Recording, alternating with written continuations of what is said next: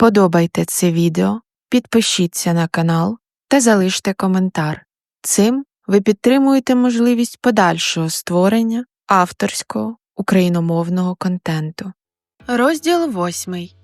Я помічаю швидкий рух рукою чоловіка і інстинктивно тягну Данила знову під воду. Паніка охоплює моє тіло. Серце завмирає, скроні здавлює. Час навколо сповільнюється. Наші телефони лежать надто далеко, щоб встигнути дотягнутися і тим паче набрати поліцію. Коли ми випірнаємо, чую глухий звук пострілу. Я скрикую, а Данило притискає мене до бортика, так що я повністю схована від нападника. Все ніби у вісні. Не вірю, що це відбувається з нами. Данило притискається до мене. Далі різко тягнеться вверх, і незнайомець, який в нас стріляв, падає у воду. Вочевидь, він встиг підійти до басейну. Чоловіки починають битися в воді. «Вилазь, швидко!» – лунає голос біля мене. Я слухняно роблю, що кажуть. Данило вискакує слідом. Він показує жестом мені на двері. Сам хапає телефон з дерев'яного лежака і комусь телефонує. Кричить у слухавку. Але я вже не розбираю слів. Виходжу в коридор. Оце так позаймалася спортом.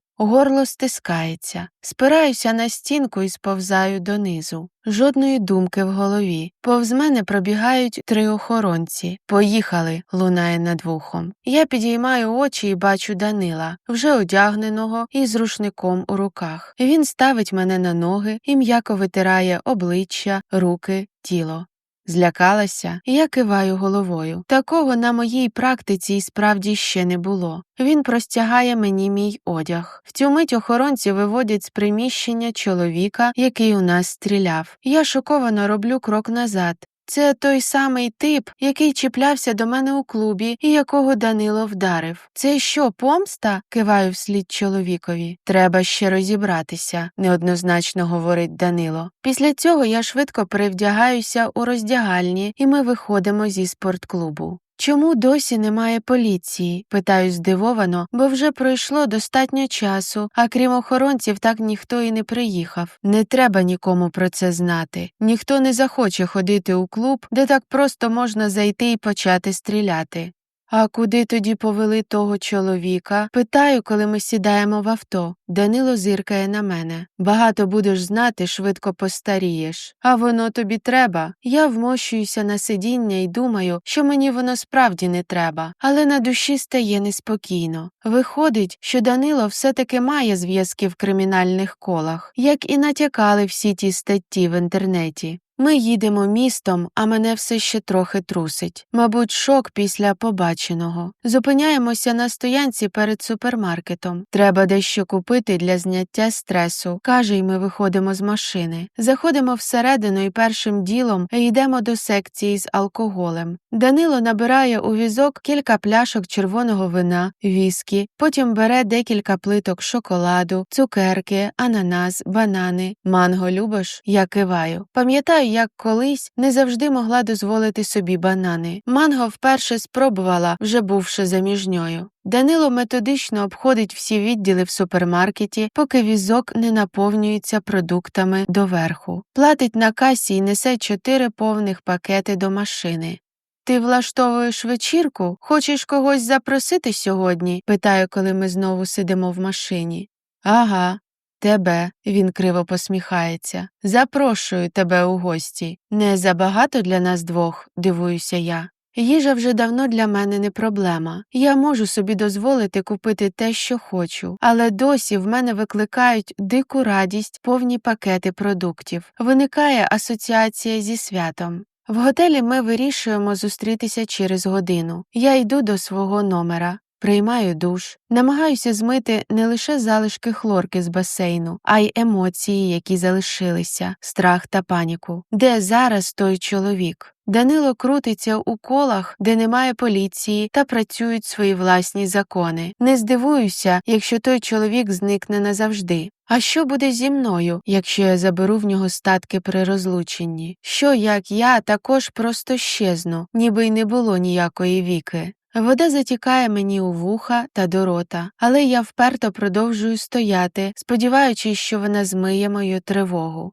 Нарешті виходжу з ванної кімнати і починаю одягатися. У часи, коли в мене не було грошей, чи коли були, але мало, збиратися кудись було моїм улюбленим заняттям. Приміряти гарне вбрання, фарбуватися, намагатися зробити з себе гарнішу, свіжішу, яскравішу, ніж я є насправді, доторкнутися хоча б у такий спосіб до кращого життя. Тепер це для мене просто робота. Іноді вона навіть не приносить задоволення, бо кожна цятка на шкірі, не дай Боже прищик, темні кола під очима – це майбутні години праці над собою, дієти, спорт. Іноді хочеться залягти на кілька днів на дивані і просто жерти до того моменту, поки не заболить живіт, а потім лягти і заснути, не працювати, не вчити купу нової інформації, не бігати в спортзалі, нічого з цього, просто жерти і спати.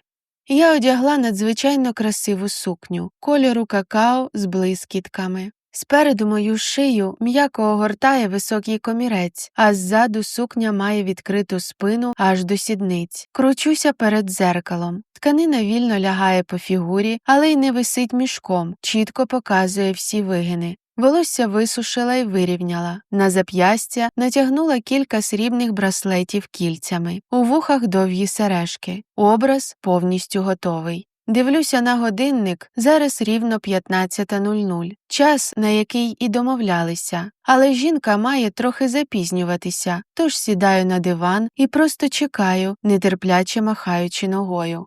Через 10 хвилин встаю і йду до номера 756. Тихо стукаю.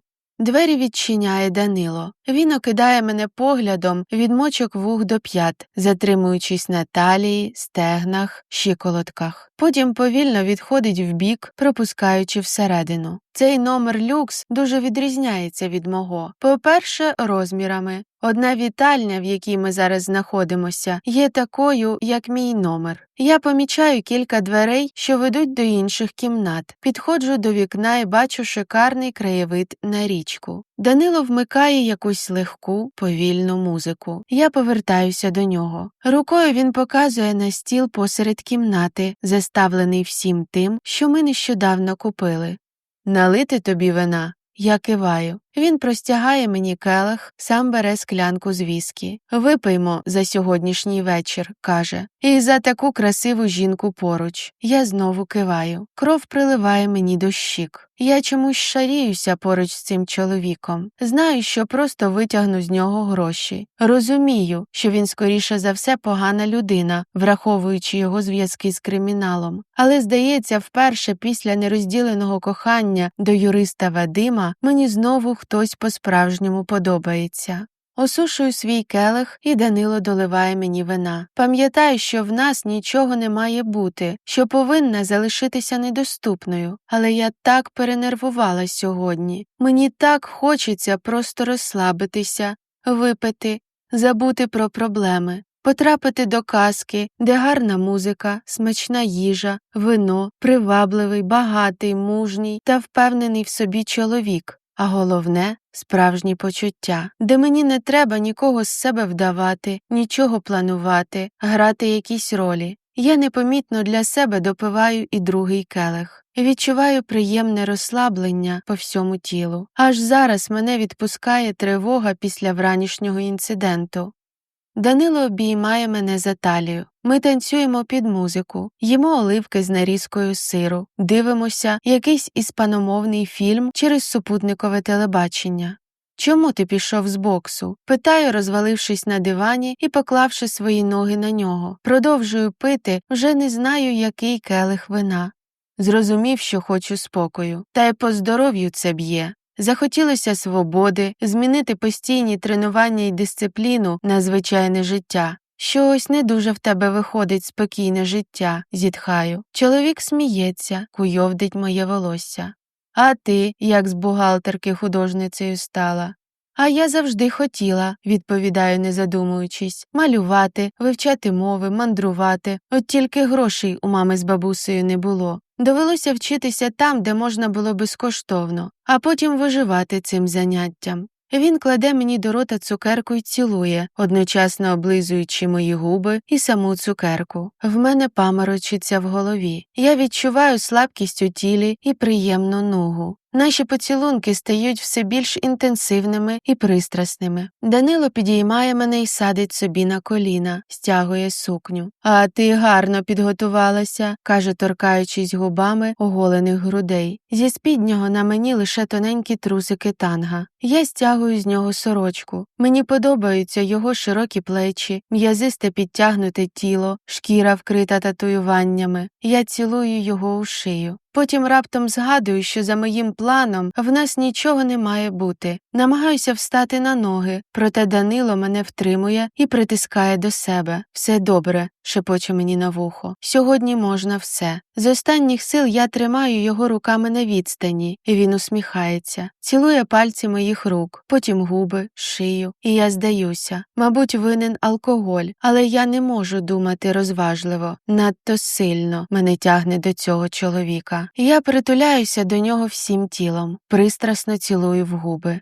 Відчуваю себе маленькою пір'їнкою в його сильних руках. Він водить долонею по моїй оголеній спині, потім нахиляється вперед і цілує груди, водячи язиком по вже збуджених сосках. Я стогну. Він підіймає мене на руки і встає з дивана, несе до спальні, кладе на ліжко і роздягається. Тим часом я швидко знімаю трусики. Бажання розриває мене. Я простягаю до нього руки і приймаю у свої обійми. Він шепоче моє ім'я, пристрасно цілує. Моя шкіра вкривається сиротами. Я знаю, що це гормони, інстинкти. Знаю, що не маю цього робити, але натомість притискаюся до Данила все міцніше і все голосніше стогну від задоволення. Мені хочеться розтанути, розчинитися в ньому, щоб стати єдиним цілим. Поки це нарешті й не стається. Ми сплітаємося в єдине створіння, яке ритмічно рухається, тяжко дихає і стогне на фоні заходу сонця. І врешті все поглинає пітьма.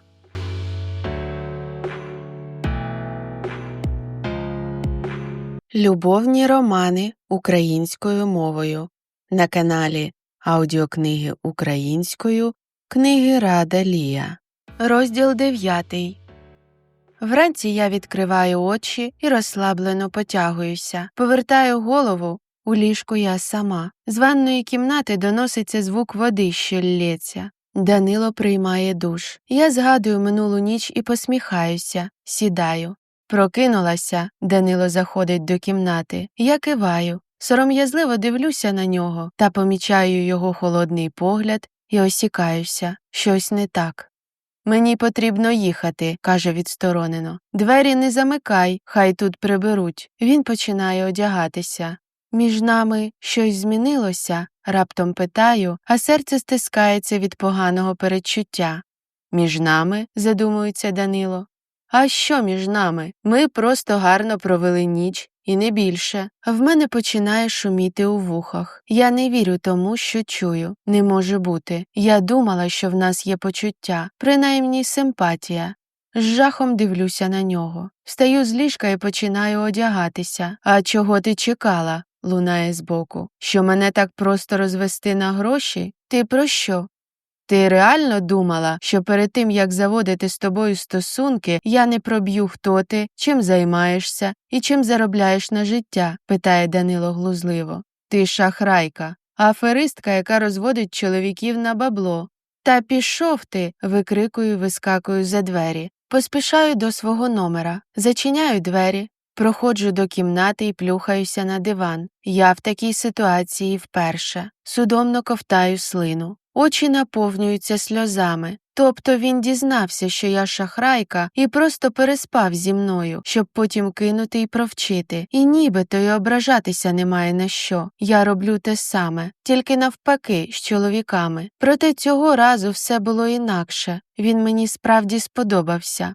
Намагаюся зрозуміти, як взагалі так сталося, що дозволила своїм емоціям керувати мною і опинилася з ним у ліжку. Мабуть, після нападу в басейні я стала більш вразлива, забула про свої межі й безпеку, занадто довірилася і втратила пильність. Я істерично сміюся. Так тобі й треба, Вікуся. Кожного разу, коли стаю слабка та вразлива, як тоді з юристом Вадимом, зі мною стається біда. Цей світ не призначений для щирих почуттів. Тому, Вікуся, витирай сльози і йди швидко шукати собі іншого багатого чоловіка, з яким ти розлучишся заради грошей.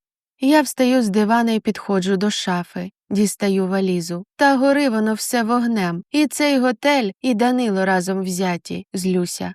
Речі навіть не складаю, а просто скидаю вниз до валізи. Якщо він думає, що такий особливий, то помиляється. Я запросто знайду собі набагато кращого чоловіка і багатшого.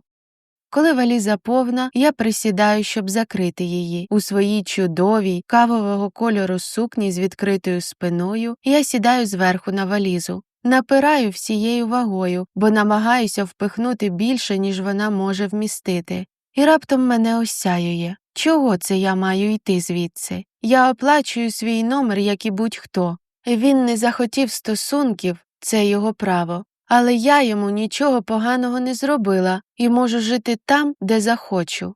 Я встаю і розкладаю речі назад до шафи, знімаю з себе сукню і йду в душ. Вода дуже гарно змиває негатив і бруд.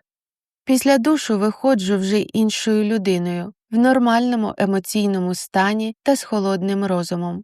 Ще раз все зважую і вирішую, це була помилка. Так буває. Я якась шахрайка-невдаха останнім часом, облом на обломі, проте треба змінювати ситуацію, брати життя в свої руки. Дістаю з шафи спортивні шорти й футболку, зав'язую кінський хвіст та йду бігати. В жоден зі спортклубів Данила я більше не піду. Внизу вітаюся з дівчинкою, яка дала мені розпорядок дня Данила. Мабуть, вона мене здала, і так він дізнався, що я обкручувала його. Хай так. Шкода лише $200. Виходжу на вулицю. Данило якраз сідає в авто. Та мені все одно. Я відвертаюся, переходжу на інший бік дороги та починаю бігти. Я не люблю спортзали через людей. Пам'ятаю, як була ще повненькою і некомфортно там почувалася. Набагато приємніше вийти отак на вулицю, якщо погода дозволяє, і у своєму темпі, не вислуховуючи нічиїх порад, бігти й дихати свіжим повітрям, а не потом сусідів по залу. Роблю 2 кола навколо готелю. Мені терміново треба знайти якогось багатія. І то сьогодні-завтра. Багато часу витратила на Максима з Данилом. Є в мене ще один варіант. Запасний, так сказати. Засновник Унобанку Роман Володимирович Висоцький. Але тип трохи непевний. Судячи з усього, зв'язки в нього є і серед політиків, і серед криміналу. Не знаю, чи вийде й справді розкрутити його на великі гроші. Проте, очевидний плюс – це те, що він в мене вже закоханий по вуха. Регулярно, хоча б раз на тиждень, телефонує спитати, як справи. Я повертаюся до свого номера в готелі, приймаю душ і відразу набираю Романа. «Привіт. Я тебе не відриваю ні від чого важливого. Я завжди радий тебе чути. Я про себе посміхаюся. Може, повечеряємо разом?» Переходжу відразу до справи. «Якщо ти не зайнятий». «З задоволенням», погоджується. «Я за тобою заїду». «Добре. Тільки ти не дивуйся. Я зараз живу у готелі» і диктую йому адресу. Коли ми прощаємося і я кладу слухавку, вмикаю лептоп і прогортаю свої уроки з англійської. Цей тип чоловіка зветься «чоловік розумний». Тут важливий інтелект, розум і знання. Розмір грудей і стегна також важливі, куди ж без них. Але якщо, не дай Боже, ти впадеш в очах такого чоловіка до категорії тупої ляльки або неосвіченої золотошукачки, вважай, що по рейтингу ти відразу втратила 100 балів зі 100. Тож тепер треба повертатися до самодисципліни і щоденного вивчення англійської та іспанської. Цілий день слухаю подкасти, вивчаю граматику, повторюю слова, читаю книгу англійською і не помічаю, як настає вечір. Втомлена, я нарешті відриваюся від лептопа, плетуся до холодильника і дістаю звідти банан. Мій погляд падає на годинник на столі. От бляха, він же скоро приїде, вигукую і біжу збиратися. Романові я подобаюся будь-яка. Поруч з ним мені не треба постійно носити сукні без білизни і з відкритою спиною. Іноді я можу просто бути, і цього достатньо. Надягаю зелену сукню з глибоким, але цілком прийнятним для вищого кола суспільства декольте. Підводжу очі чорним олівцем, фарбую губи червоною помадою і виходжу. Біля входу до готелю вже стоїть Мерседес Романа. Я махаю рукою і йду до нього. Чоловік розпливається в усмішці і робить крок назустріч. Краєм ока я помічаю Данила, який вийшов зі своєї машини і застиг. Удаю, що не бачу його, обіймаю Романа. Він галантно відкриває мені двері свого авто і закриває їх, коли я сідаю. І лише зараз дивлюся на Данила. Його очі потемніли, чи то від гніву, чи від ревнощів. Він переводить погляд з мене на Романа, розглядає його, а потім відвертається і заходить до готелю. Відчуваю відразу кілька емоцій. Радість, що втерла йому носа, та розчарування, що він так просто і спокійно пішов. Я не знаю, що він мав зробити, щоб я була задоволена його реакцією. Мабуть, просто померти від кохання і ревнощів на місці. Третя моя емоція – це сором, що занадто сильно відкрилася і що мене використали. Та хай там як, тепер я перегорнула цю сторінку. Життя навчило. Хочеш вижити – менше намотуй шмарклі на кулак і швидше дій.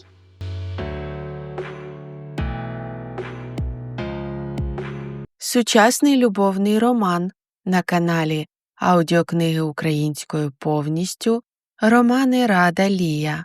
Розділ 10. Роман сідає в машину, і ми їдемо до французького ресторану «Фуко». Це, як і Ла Рош, один з найкращих ресторанів міста. Проте він не належить моєму колишньому. Власник цього ресторану – добрий знайомий Романа. Ми займаємо столик. Роман відразу замовляє пляшку білого вина, пасту з сирним соусом. Я вибираю грецький салат і пиріг з фруктами та лохиною. На сцені музикант грає на фортепіано. Поруч на стійці лежать інші музичні інструменти. Іноді по вечорах тут виступають різні групи. «В тебе є до мене якась справа?» – раптом питає мій супутник. Я здивовано підіймаю брови. «З чого ти взяв?» «Зазвичай ти не проявляєш до мене такої цікавості, щоб вечеряти просто так». Це звучить образливо, я кусаю губу своїми білосніжними зубами, які коштували мені цілий статок. Насправді, ти мій хороший друг, я завжди рада провести з тобою час, а сьогодні просто захотілося побачити. Я невинно кліпаю і дивлюся на нього з-під напівопущених вій, які я дуже добре, не жалкуючи туші, нафарбувала. Чоловік широко усміхається. Купився. Нам нарешті приносять наше замовлення і вино. Роман наповнює келихи.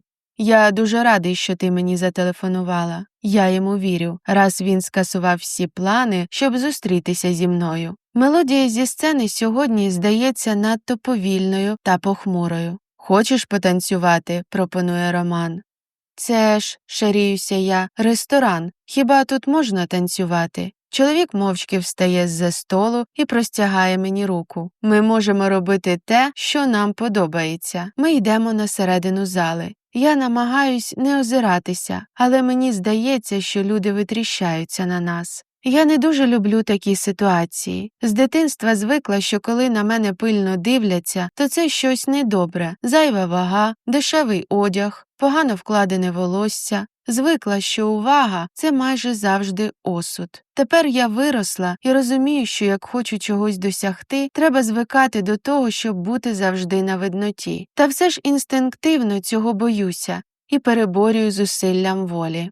Роман зупиняється, повертається до мене і обіймає за талію. Мені здається, чи цей чоловік вже закоханий. Я відчуваю тепло й симпатію до себе, кладу руки йому на плечі. Нарешті наважуюся поглянути навколо. Люди не дивляться на нас. Вони зайняті їжею та своїми супутниками. Однак дехто все-таки споглядає наш танець. За столиком у кінці зали сидить Данило з Назаром і двома дівулями.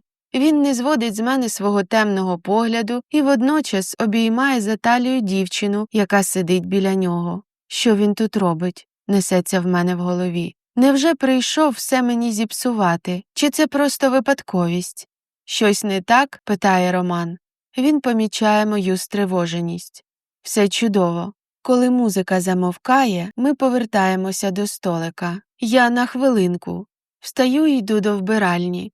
Заходжу всередину, підходжу до дзеркала. «Віко, опануй себе», – кажу, дивлячись собі в очі. «Ти доросла жінка, холоднокровна шахрайка. Ти не дівчисько там якесь». Вмиваюся холодною водою, протираю шкіру. Мені все одно, що він там. В мене є робота і те, що я запланувала. Я сильніша за свої емоції. Трохи заспокоївшись і відновивши дихання, виходжу з вбиральні і відразу стикаюся з Данилом. Він стоїть біля бару, холодним поглядом дивиться на мене і відвертається, втуплюється в екран свого телефону. Я спочатку розгубилася, але вмить опанувала себе. Мовчки пройшла повз нього, вже сівши за стіл, не втрималася і кинула ще один погляд в сторону стійки. Данило досі стояв неподалік від неї і розмовляв по телефону. При цьому не зводив з мене очей. «Все нормально?» «Так, а що?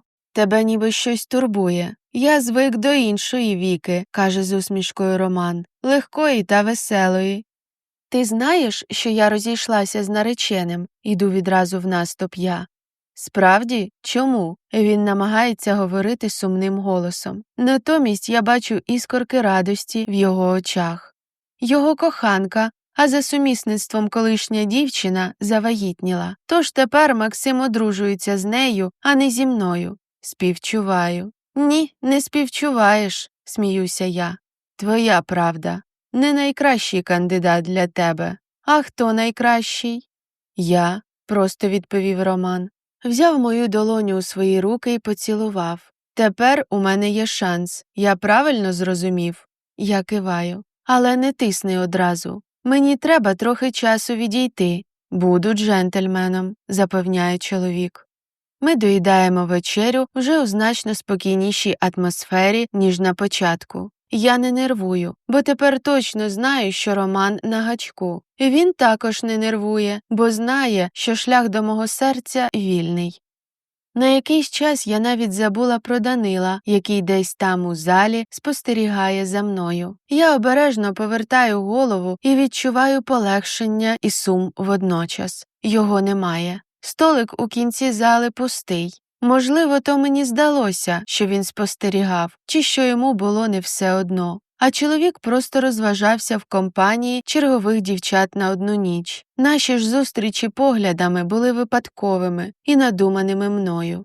Після вечері Роман везе мене до готелю. Коли він зупиняє авто біля центрального входу, прокашлюється і питає: «Віко, а чому ти живеш в готелі? Вибач за запитання, та якщо в тебе з грошима проблеми, я можу допомогти. Знімемо тобі квартиру чи будинок». «Ні, дякую», – промовляю я гордо. «Я сама можу розв'язати усі свої проблеми». Ще одне правило, яке я вивчила. Не дивлячись на те, що TikTok та Instagram заповнені відеороликами про те, що треба вміти приймати подарунки і просити гроші у чоловіків, що жінка не повинна працювати, бо в неї закривається грошовий канал. Справжні багатії, ті, які прям в топі мільйонерів, не ведуться на таких жінок. І не тому, що їм шкода грошей, чи вони переживають, що жінка з ними з корисливих намірів. І навіть не тому, що хочуть, щоб вона могла сама себе забезпечити. Таким чоловікам подобаються особистості, коли жінка щось вміє, в чомусь розбирається, коли в неї є свої уподобання, цілі, хребет. А це все неможливо або є великою рідкістю, коли людина розвивається у вічній залежності від когось. «У мене все під контролем», – додаю з жалісливою посмішкою, так, щоб він розумів, що проблеми є, але я не опущуся до того, щоб просити в нього. «Мені сподобався цей вечір», – каже Роман. «Ми ще зустрінемося?» «А вже ж», – щиро дивуюся, «що змусило тебе думати, що ні?» Чоловік знизує плечима. «Ти то з'являєшся, то зникаєш. Але мені ти справді подобаєшся». Він нахиляється вперед і цілує мене. Я стримуюся, щоб не відхилитися. Мені не дуже подобається. Непогано, але не так, як з Данилом. Після поцілунку усміхаюся. Бувай, прощаюся і виходжу з машини. Видихаю. Підіймаюся на 7-й поверх. Чомусь деякі лампи на стелі не працюють. Одна миготить. Все це створює атмосферу фільму жаху. Треба завтра сказати тій дівчині, що здала мене, щоб лампочки змінили, раз вже мінімальний номер в них коштує $200. Підходжу до своїх дверей і всовую ключ в отвір, штовхаю їх вперед і вже збираюся зайти, як чую «То був твій наступний клієнт», підскакую на місці, повертаюся. Схрестивши руки на грудях, навпроти мене стоїть Данило і ледь не просвердлює дірку в мені своїм поглядом. «Я маю тобі звітувати?» «Не маєш».